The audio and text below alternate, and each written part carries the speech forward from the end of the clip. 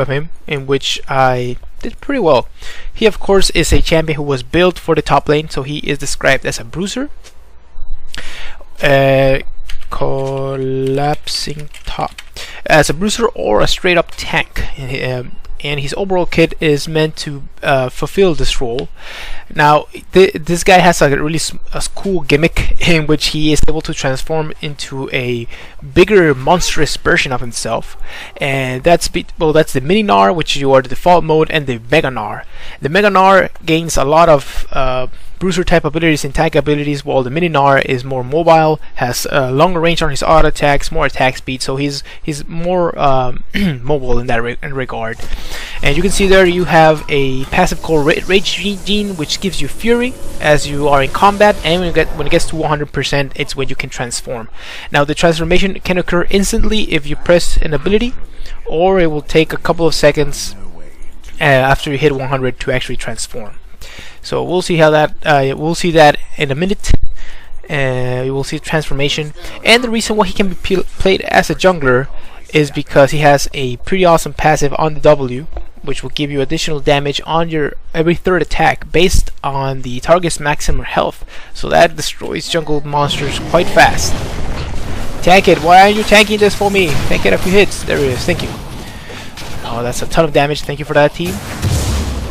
Excellent. We got this pretty quickly. And the rest of his abilities are pretty awesome as well, but this is the one that makes him an awesome, well, not an awesome, but a decent jungler, or a decent clear of the jungle. So for his first ability as the little Gnar here is your boomerang. You saw me there, I just threw it. And basically what it does is it gives you a really long range skill shot that it will hit a target and it will turn back as soon as it hits it, so it will not actually hit a lot of minions and stuff like that. It will just hit and maybe do a small AoE around that and go back.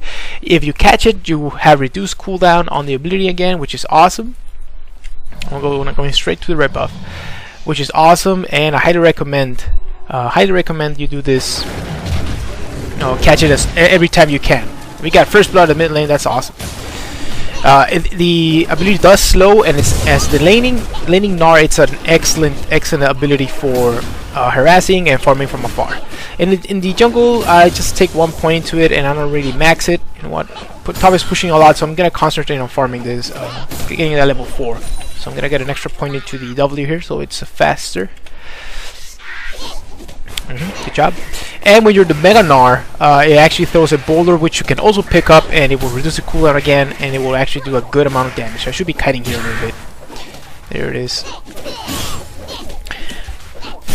One thing I didn't mention about the boomerang, it does reduce damage to the subsequent targets that you hit by 50%, and you cannot hit a target multiple times. So it's only one hit per target, and that's pretty much it.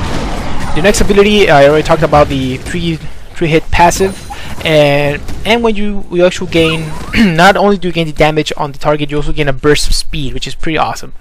And the Mega Gnar gives you we're gonna cast it right now, a line skill shot that stuns enemies, and it scales off AD. And since I will be maxing this first, it will actually give me a good amount of damage and low cooldown on this when I transform. So pretty awesome to have this at your disposal.